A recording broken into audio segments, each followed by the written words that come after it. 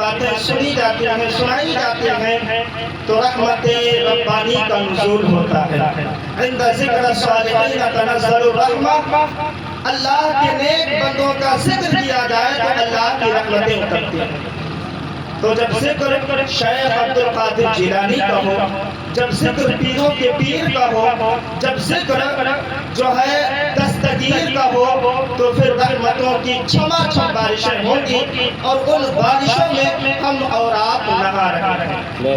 ہم اور آپ کی خوش بختی ہے کہ ذکر خیر میں ہمیں شرکت کا شرف اور سعادت حاصل ہوئی۔ حضور غوث اعظم کی شان میں لوگوں نے بڑا کچھ لکھا ہے، اور جتنا لکھا ہے وہ آپ کی شان کے آگے ناکافی ہے۔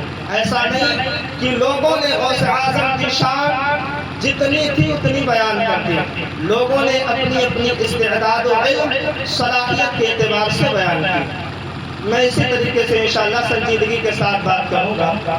سرکار غوث اعظم کی شان جب ہم اور آپ کی جان حقانیت کی پہچان امام احمد رضا خان رضی اللہ تعالیٰ عنہ نے ملاحظہ کی، جب انہیں سرکار غوث اعظم کے جلوے نظر آئے تو وہ پکار اٹھے، واہ کیا مرتبہ اے غوث ہے بالا تیرا، واہ کیا مرتبہ اے غوث ہے بالا تیرا، اونچے اونچوں کے سروں سے قدم آنا تیرا، اور سربراہ کیا کوئی جانے کہ ہے کیسا تیرا، اولیاء ملتے ہیں آنکھیں وہ ہے طلبہ تیرا، اور سارے اقطاب جہاں کرتے ہیں کعبے کا طواف، کعبہ کرتا ہے طواف درے والا تیرا، اور اس نشانی کے جو سگ ہیں نہیں مارے جاتے، بلکہ اس سے پہلے ایک شعر ہے، اعلیٰ حضرت فرماتے ہیں تجھ سے در، در سے سگ، سگ سے ہے مجھ کو نسبت، تجھ سے در، در سے سگ، سگ سے ہے مجھ کو نسبت، اور میری گردن میں بھی ہے دور کا ڈورا تیرا، اور اس نشانی کے جو سگ ہیں نہیں مارے جاتے، حشر تک میرے گلے میں رہے پٹا تیرا، اور فرماتے ہیں تو حسین حسنی کیوں نہ محی ہو، تو حسین حسنی کیوں نہ محی ہو، اے خضر مجمع بحرین ہے جامع تیرا، اور فرماتے ہیں تیری سرکار نے لادا ہے رضا اس کو شفیع، تیری سرکار نے لادا ہے رضا اس کو شفیع، جو میرا غوث ہے اور لاڈلا بیٹا ہے، جو میرا غوث ہے۔ ان اشعار کی اگر تشریح کی جائے، ان اشعار کو اگر کھولا جائے تو اعلیٰ حضرت نے ایک ایک شعر کے اندر کوزے میں سمندر جمع کر دیا ہے، کوزے کے اندر آپ نے سمندر اکٹھا کر دیا ہے، لیکن میں کچھ اور بیان کرنا چاہتا ہوں، کچھ اور باتیں آپ کے گوش گزار کرنا چاہتا ہوں۔ کسی نے سرکار غوث اعظم کو جو ہے منظوم خراج عقیدت اس انداز میں پیش کیا، کہا بغردابے بلا افتادہ کشتی، بغردابے بلا افتادہ کشتی، ضعیفان شکشتہ را کو کشتی، بحق خواجہ عثمان ہارونی مدد کن یا معین الدین چشتی، قادریم نعرہ یا غوث اعظم نے ظلم، دمز شیخ احمد رضا خان قطب عالم نے ظلم، دمز شیخ احمد رضا خان قطب عالم نے ظلم۔ اور جب بات چلی ہے تو میں آپ کو ماضی قریب کے ہمارے ایک بزرگ جنہیں ہم حضور تاج الشریعہ کے نام سے جانتے ہیں، حضور تاج الشریعہ سرکار غوث اعظم کی بارگاہ میں عرض کرتے ہیں، پیروں کے آپ پیر ہیں یا غوث المدد، پیروں کے آپ پیر ہیں یا غوث المدد، اہل صفا کے میر ہیں یا غوث المدد، رنج و الم کثیر ہیں یا غوث المدد، رنج و الم کثیر ہیں یا غوث المدد، جو ہے کیا یہ علم کے تیر ہیں یا غوث المدد۔ اور فرماتے ہیں صدقہ رسول پاک کا جھولی میں ڈال دو، صدقہ رسول پاک کا جھولی میں ڈال دو، ہم قادری فقیر ہیں یا غوث المدد۔ اور اس نسبت پہ ہمیں ناز کرنا چاہیے، ہم قادری فقیر ہیں، یہ قادری نسبت بڑی ہی کام کی چیز ہے، یہ نسبت دنیا میں بھی کام آتی ہے، یہ نسبت قبر میں بھی کام آئے گی، اور یہ نسبت حشر میں بھی کام آئے گی۔ میرے امام نے دعا کی ہے، قادری کر، قادری رکھ، قادری لو میں اٹھا، قدر عبد القادر قدرت نما کے واسطے، یہ بڑی نسبت ہے۔ فرماتے ہیں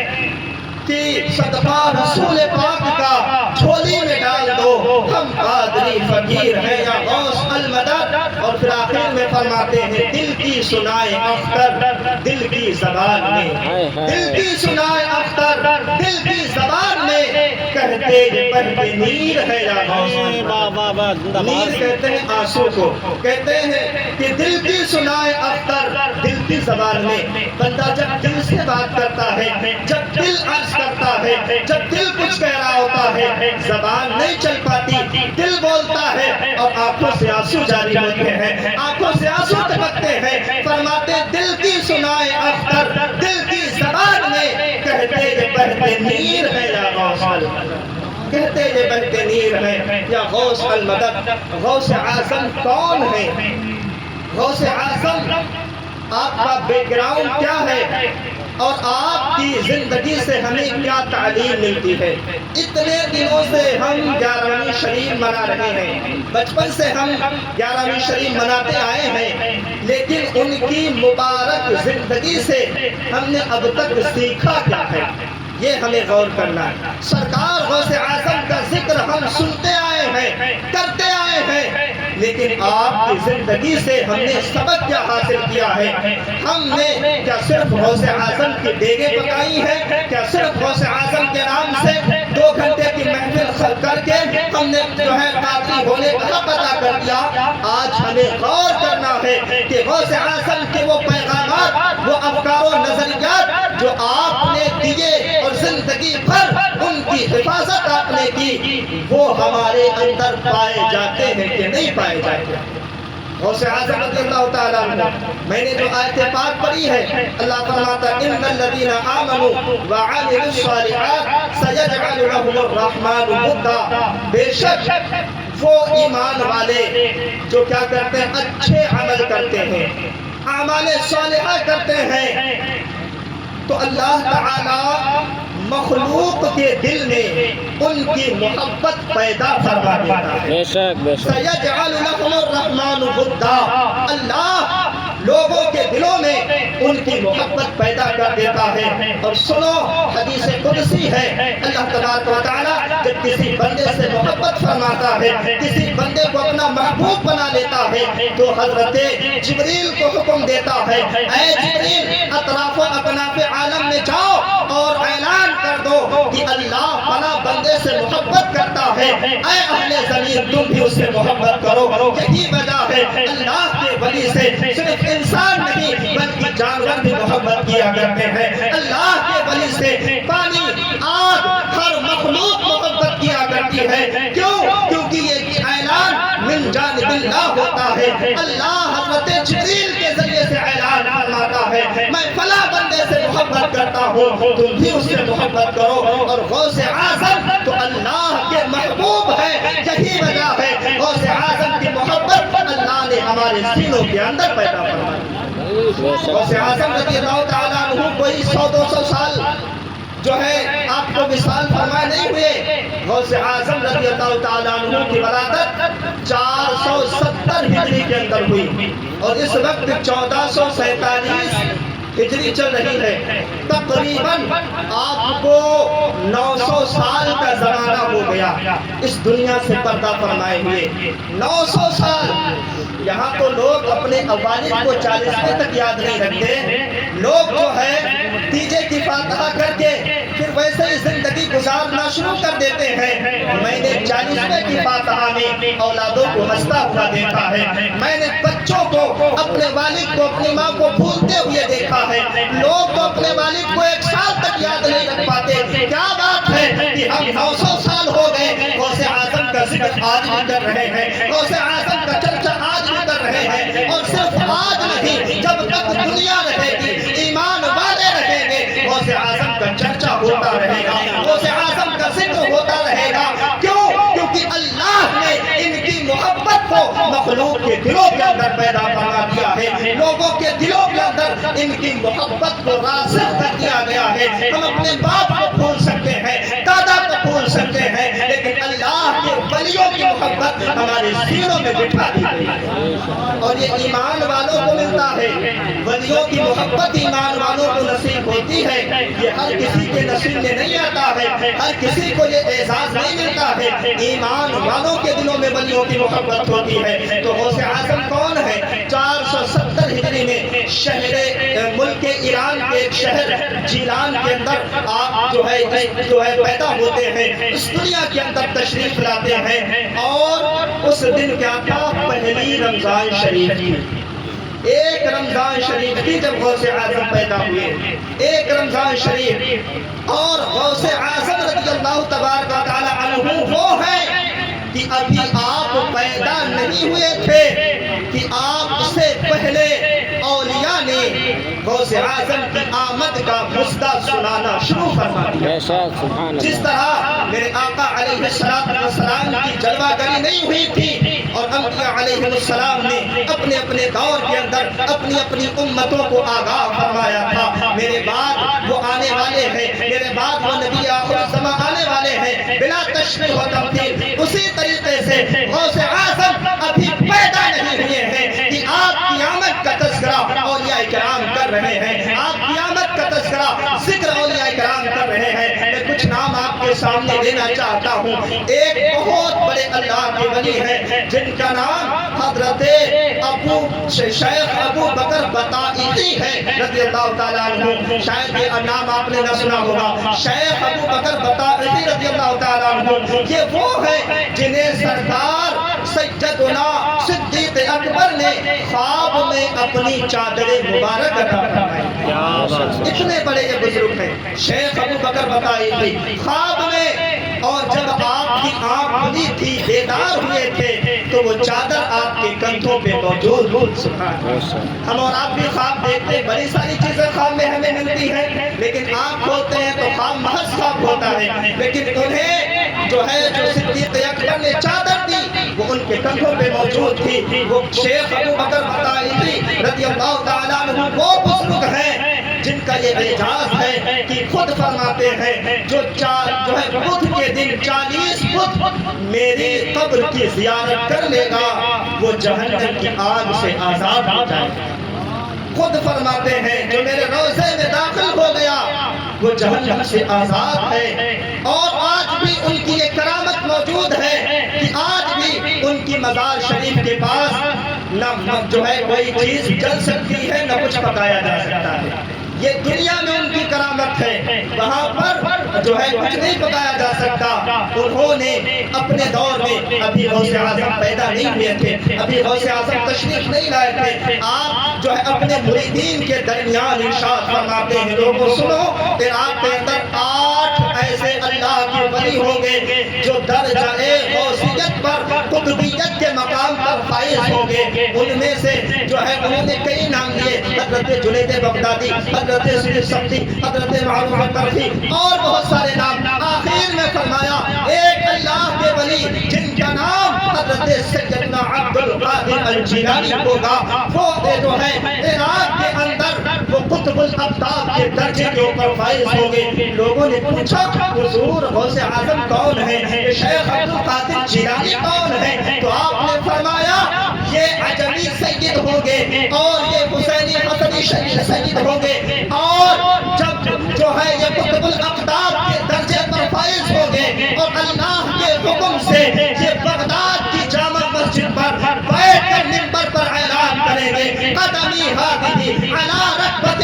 کل ولی اللہ، یہ میرا قدم تمام اولیاء کی گردنوں پر ہے۔ اس وقت روئے زمین کے تمام اولیاء یہ ارشاد عرض کریں گے بل علی عینی براسی، حضور غوث اعظم آپ کا قدم صرف ہماری گردنوں پر نہیں، ہمارے سروں پر بھی ہے، ہماری آنکھوں پر بھی ہے۔ جب نظر بریلی کے امام کی پڑی تو آپ پکار اٹھتے ہیں جو ولی قبل تھے یا بعد ہوئے یا ہو گئے، سب ادب رکھتے ہیں میرے آقا تیرا۔ نعرہ تکبیر، نعرہ رسالت، نعرہ رسالت، مسلک اعلی حضرت، فیضان اعلی حضرت، عشق محبت، عشق محبت، اپنے خطابہ نواز زندہ باد ماشاء غوث اللہ اعظم تشریف نہیں لائے ہیں لیکن اولیاء ان کا ذکر شروع فرما چکے ہیں، اولیاء ان کا تذکرہ شروع فرما چکے ہیں۔ اللہ اکبر۔ اسی طرح ایک بڑا نام سید الطائفہ، امام الطائفہ حضرت جنید بغدادی کا بھی ہے۔ آپ وہ بزرگ ہیں کہ پانی پہ مصلی بچھا دیتے تھے تو مصلی آپ کو دریا پار کرا دیا کرتا تھا۔ اللہ اکبر کبیرہ۔ وہ ایک دن منبر پر بیٹھ کر جو ہے خطبہ ارشاد فرما رہے تھے، اچانک اپنے گردن چھٹائی، مراقبہ کیا، استغراق کی حالت میں آپ نے ارشاد فرمایا بغیر کسی انکار کے میری بھی گردن پر، بغیر کسی انکار کے میری بھی گردن پر، بغیر کسی انکار کے میری بھی گردن پر۔ آپ نے نماز مکمل فرمائی۔ بعد میں مریدین نے پوچھا کہ حضور آج مسئلہ کچھ الگ ہی نظر آیا، آج آپ نے دوران خطبہ منبر پر آپ نے یہ کیا ارشاد فرمایا میری بھی گردن پر، میری بھی گردن پر؟ تو آپ نے ارشاد فرمایا دوران خطبہ مجھے جو ہے مراقبے اور کشف کے ذریعے سے معلوم ہوا کہ جو ہے 5ویں صدی کے اندر، 5ویں ہجری کے اندر ایک عجمی سید ہوں گے جو آ کر کے بغداد میں ٹھہریں گے اور جو درجہ قطبیت پر فائز ہوں گے، وہ بغداد کی جامع مسجد میں بیٹھ کر اعلان کریں گے قدمی ہادی انا رغبت کل ولی اللہ۔ میں نے سوچا میں تو ان کے زمانے میں نہیں ہوں، میں تو ان کے دور میں نہیں ہوں، میری گردن پر ان کا قدم کیسے ہو سکتا ہے؟ کہتے اتنا سوچنا تھا میں نے عالم تصور میں اپنے رب کا دیدار کیا تو اپنے رب کو نہایت ہی قہر اور غضب کے عالم میں پایا، نہایت ہی اللہ کو ناراض پایا۔ تو میں نے فوراً جو ہے عرض کر دیا میری بھی گردن پر بغیر کسی انکار کے، میری بھی گردن پر بغیر کسی انکار کے، یعنی ابھی غوث اعظم تشریف نہیں لائے ہیں اور جنید بغدادی اپنی گردن چھٹا کر کے غوث اعظم کے لیے اپنی گردن چھٹا رہے ہیں، آپ کے قدم کے لیے اپنی گردن چھٹا رہے ہیں اور کہہ رہے ہیں میری بھی گردن پر۔ یہ مقام ہے پیران پیر کا، یہ شان ہے روشن ضمیر کی، یہ مقام اللہ نے عطا فرمایا ہے۔ اور بھی بہت سارے نام، لیکن میں بات زیادہ طویل نہیں کرنا چاہتا۔ آئیے اور ایک بہت ہی اہم شخصیت جو وجہ تخلیق کے کائنات ہے، حضرت شیخ ابو صالح فرماتے ہیں جس رات جس صبح سرکار غوث اعظم کی ولادت ہوتی ہے اس رات میں سویا تھا کہ قسمت بیدار ہو گئی، میں سو رہا تھا قسمت جاگ رہی تھی۔ خواب کے اندر نبی آخر الزمان صلی اللہ تعالی علیہ وسلم حضرات صحابہ کے ہمارے خواب کے اندر تشریف لائے اور مجھے فرمانے لگے یا ابا صالح اعطاک اللہ ابنا وهو ولدی ومحبوبی ومحبوب اللہ وسيكون له شان فی الاولیاء والابطال کشانی بین الانبیاء والرسل۔ اے ابو صالح تمہیں مبارک ہو، اللہ تمہیں ایسا بیٹا عطا فرمائے گا، ایسا نیک جو ہے بیٹا عطا فرمائے گا جو میرا بھی بیٹا ہے، جو میرا بھی محبوب ہے اور اللہ کا بھی محبوب ہے۔ اور اے ابو صالح سنو اس کی شان تمام اولیاء میں ایسی ہی ہوگی جیسے میری شان تمام نبیوں کے درمیان ہے۔ شیخ سعدی نے جب اس منظر کو دیکھا تو آپ پکار اٹھے غوث اعظم درمیان اولیاء جو ماشاءاللہ ماشاءاللہ۔ غوث اعظم کا اولیاء میں وہی مقام ہے جو نبی آخر الزمان کا تمام نبیوں میں مقام ہے۔ اللہ اکبر۔ میرے نبی حضرت آدم سے لے کر عیسیٰ تک جملہ انبیاء کے سردار ہیں، جملہ انبیاء کے بادشاہ ہیں۔ اسی طرح میرے غوث اعظم کو اللہ نے سردار اولیاء بنایا ہے، سلطان اولیاء بنایا ہے، شہنشاہ اولیاء بنایا ہے۔ کسی نے پوچھا تھا سرکار غوث اعظم سے حضور آپ کی ولایت کس درجے کی ہے؟ کہا تھا حضور آپ کی ولایت کس درجے کی ہے؟ تو سرکار غوث اعظم نے فرمایا تم میری ولایت کے بارے میں پوچھ رہے ہو، میری ولایت کا عالم یہ ہے۔ آپ نے اپنے قدم کی طرف اشارہ فرمایا جب تک میرا قدم کسی کی گردن پر نہیں لگتا اللہ اسے اس وقت تک ولایت عطا نہیں کرتا ہے۔ کیا کوئی جانے کہ ہے کیسا تیرا اولیاء ملتے ہیں آنکھیں وہ ہے۔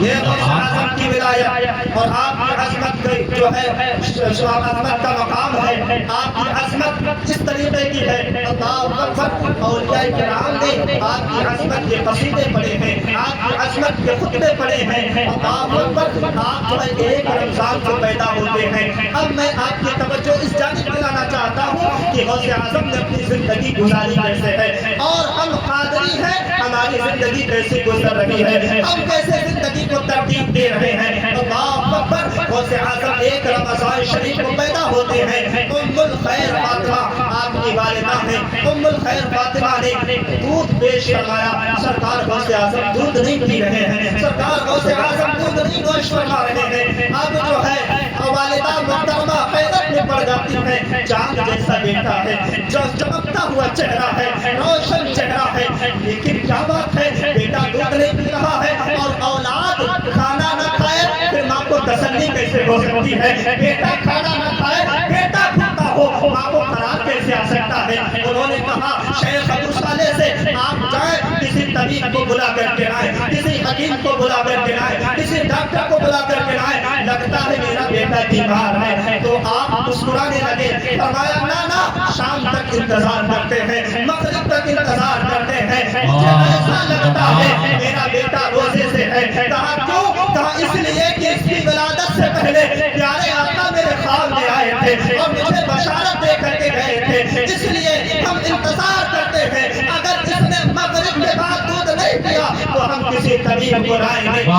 دن گزر گیا، سرکار غوث اعظم نے دودھ نہ پیا، اور جب مغرب کی آذانیں ہونے لگی اور ماں نے حضرت ام الخیر فاطمہ نے دودھ پیش فرمایا، سرکار غوث اعظم نوش فرمانا شروع کر دیتے ہیں، پینا شروع کر دیتے ہیں۔ آپ نے جو ہے دودھ پینا شروع کر دیا، اللہ اکبر کبیرہ، اور آپ کی ایک کرامت پورے جیلان کے اندر ایسے مشہور ہوئی، لوگ کہتے تھے ولدا فی الاشراف بلد لا یقع فی رمضان، سادات کے گھرانے کے اندر ایک ایسا بچہ پیدا ہوا ہے جو رمضان کے دنوں میں دودھ نہیں پیتا ہے۔ اللہ اکبر، غوث اعظم رضی اللہ تعالیٰ عنہ پہلے دن سے روزہ رکھتے ہیں، پہلے دن سے آپ روزہ، اور ایسا نہیں ہے کہ آپ نے پہلے دن روزہ رکھا تھا، آپ نے دوسرا روزہ بھی رکھا تھا، آپ نے تیسرا روزہ بھی رکھا تھا، مکمل 30 روزے سرکار غوث اعظم نے رکھے تھے۔ اب ذرا میں آپ سے پوچھنا چاہتا ہوں، ایک دن کا بچہ، ایک دن کا جو بچہ ہوتا ہے نومولود، اس کے جسم کے اندر طاقت کتنی ہوتی ہے؟ اس کے جسم کے اندر کتنی طاقت ہوتی ہے؟ خدا نخواستہ اگر کسی کا بچہ بیمار ہو جائے تو ڈاکٹر انجیکشن نہیں لگاتے ہیں، کہتے ہیں کیسے انجیکشن لگائیں، یہ پھول جیسا بچہ ہے، کیسے ہم اسے انجیکشن لگائیں؟ لیکن ہم اور آپ کے دین کی شان تو یہ ہے، نو مولودی میں آپ پیدا ہوئے ہیں لیکن روزہ رکھ رہے ہیں، لیکن ہم قادری ہیں، رمضان کا مہینہ آتا ہے ہمیں بیماریاں شروع ہو جاتی ہیں، رمضان کا مہینہ آتا ہے ہمارے کام آ جاتے ہیں، رمضان کا مہینہ آتا ہے ہمارے جو ہے کچھ لوگ وہ اتنے ظالم ہیں، وہ زبردستی 10-50 روپے کی بخار کی دوا لے آتے ہیں، اور مولانا تقوی صاحب اگر ان سے سوال کریں تو وہ دوا پیش کر دیتے ہیں، حضور میں بیمار ہوں، میں پریشان ہوں، آپ انہیں دھوکہ دے سکتے ہیں، مجھے دھوکہ دے سکتے ہیں، لیکن اس رب سے ڈرے، اس اللہ سے ڈرے جس کے بارے میں قرآن کہتا ہے لا تأخذہ سنۃ ولا نوم، اللہ کو نہ نیند آتی ہے نہ اونگ آتی ہے، وہ تمہاری رات بھی دیکھ رہا ہے، تمہارا دن بھی دیکھ رہا ہے، تمہاری جلوت بھی دیکھ رہا ہے، تمہاری خلوت بھی دیکھ رہا ہے، ہر چیز کو ملاحظہ کر رہا ہے۔ تم علماء کو دھوکہ دے سکتے ہو، رب کو دھوکہ نہیں دے سکتے۔ سبحان اللہ، قادریت کو پہچانو،